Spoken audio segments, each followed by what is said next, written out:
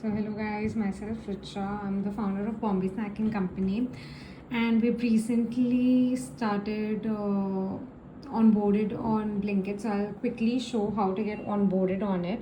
So it's completely easy, and there are many of these agencies which actually charges, but you need not do this.